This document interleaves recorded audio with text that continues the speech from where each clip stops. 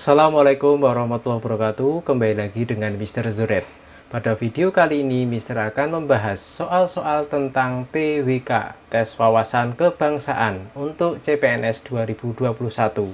Simak video Mr. terus. Jangan lupa subscribe, like, komen, dan share di media sosial kalian.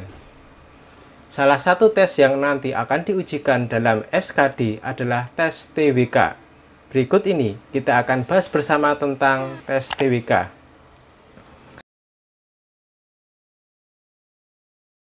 Nomor 1. Hubungan atau kaitan antar negara dengan konstitusi adalah. Hubungan atau kaitan antar dasar negara dengan konstitusi ada 3, yakni pertama, dasar negara merupakan sumber segala sumber hukum, sumber tertib hukum, yang berisi prinsip-prinsip bernegara yang dijabarkan dalam konstitusi. Itu yang pertama. Yang kedua, dasar negara merupakan suasana kebatinan dari konstitusi. Ketiga, dasar negara sebagai cita-cita hukum. Dari A, B, C, D, E yang paling tepat adalah yang E. Dasar-dasar negara berisi prinsip hukum bernegara yang dijabarkan melalui konstitusi. Itu berkaitan dengan dasar negara dengan konstitusi. Nomor 2. Sidang BPUPKI diselenggarakan di Jakarta yang membicarakan. Sidang BPUPKI pertama itu pada tanggal 29 Mei 1945 dan berlangsung sampai dengan 1 Juni 1945 dengan tujuan untuk membahas bentuk negara Indonesia, filsafat negara Indonesia merdeka, serta merumuskan dasar negara Indonesia. Jadi jawaban yang tepat adalah yang A, dasar filsafat negara Indonesia merdeka.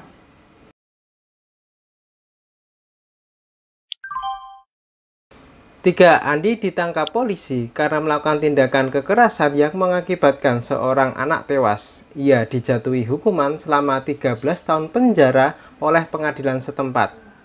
Peran pengadilan dalam pengendalian sosial tersebut dengan kedudukan selain sebagai bagian dari kekuasaan kehakiman yang merdeka untuk menyelenggarakan peradilan guna menegakkan hukum dan keadilan, pengadilan berfungsi menentukan kepastian hukum bagi para pelanggar norma hukum. Selain itu, pengadilan juga bertugas mendamaikan pihak-pihak yang bersengketa dalam urusan perdata. Jadi yang lebih tepat di sini adalah sebagai lembaga penegak hukum. Jadi jawabannya yang A. Nomor 4. Bentuk negara yang terdiri dari negara-negara bagian di mana urusan dan kedaulatan negara terbagi dua, yaitu pada pemerintah federal dan negara bagian disebut. Kalian harus mengenal apa itu bentuk negara. Bentuk negara itu secara umum dibagi menjadi dua. Pertama adalah bentuk negara kesatuan, yang kedua adalah bentuk negara serikat atau federal. Yang pertama dulu, negara kesatuan, yaitu negara yang memiliki kekuasaan untuk mengatur seluruh wilayah negara dalam satu kekuasaan, yaitu pemerintah pusat. Yang kedua, negara serikat atau federal, yaitu negara yang terdiri dari beberapa negara bagian. Kekuasaan negara terdiri dua bagian, namun kekuasaannya pada negara bagian itu, karena negara bagian berhubungan langsung dengan rakyat. Maka jawaban yang tepat adalah yang B, negara serikat.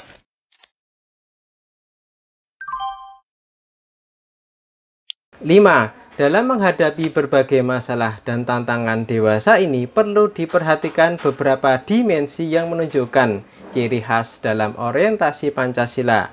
Di antaranya dimensi teologis. Dengan ciri, di sini kita harus tahu ciri dimensi teologis. Dimensi teologis itu menunjukkan bahwa pembangunan memiliki tujuan, yaitu mewujudkan cita-cita proklamasi 1945. Maka jawaban yang tepat adalah yang A.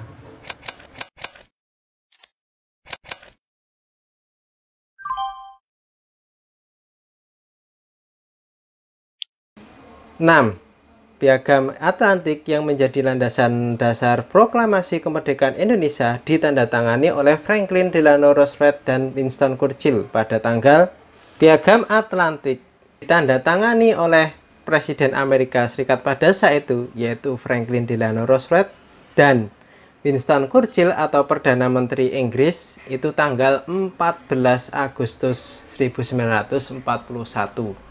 Isi pokok piagam tersebut adalah: pertama, tidak boleh ada perluasan daerah tanpa persetujuan dari penduduk asli.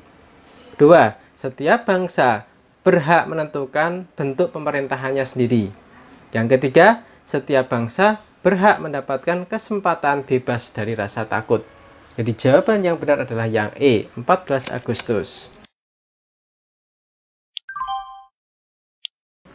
7. Sesuai dengan ketentuan UUD 1945, setelah diamandemen, anggota MPR terdiri atas MPR itu terdiri dari anggota DPR dan anggota DPD yang dipilih melalui pemilihan umum.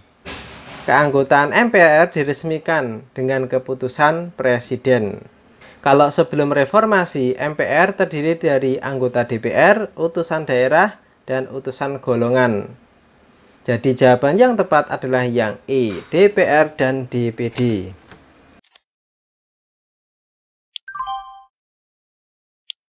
8. Konsekuensi dari hubungan kasual organis antara Pancasila, pembukaan UUD 1945 dan batang tubuh UUD 1945 yang tidak dapat terpisahkan adalah: konsekuensi hubungan kasual organis antara Pancasila, pembukaan UUD dan batang tubuh UUD yang tidak terpisahkan adalah unsur yang saling mengisi. Jadi saling mengisi jawabannya. Jadi jawabannya yang C. 9. Di antara berbagai ajaran politik tata negara, maka dikenal dengan asas trias politika. Apakah yang didasarkan pada ajaran trias politika yang dikenal sebagai dengan teori pemisahan kekuasaan negara? Maka penetapan APBN menurut UUD 45 merupakan campur tangan. Kita harus pahami dulu tentang konsep trias politika.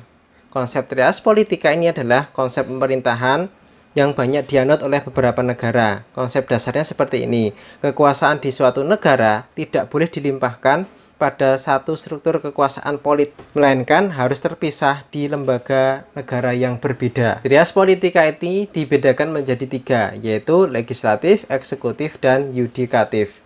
Legislatif adalah lembaga yang membuat undang-undang, eksekutif lembaga yang melaksanakan undang-undang, yudikatif lembaga yang mengawasi jalannya pemerintahan dan negara secara keseluruhan. Jadi jawabannya yang A, eksekutif dalam kekuasaan legislatif. 10. Yang termasuk unsur deklaratif terbentuknya suatu negara. Di sini kalian harus memahami tentang unsur deklaratif, yaitu pengakuan dari negara lain. Dikatakan deklaratif karena apa? Karena pengakuan dari negara lain merupakan unsur yang bersifat formalitas, sebab diperlukan dalam rangka memenuhi unsur peraturan pergaulan internasional. Jadi, unsur deklaratif terbentuknya suatu negara adalah pengakuan dari negara lain atas keberadaannya. Jadi, jawaban yang tepat adalah yang D.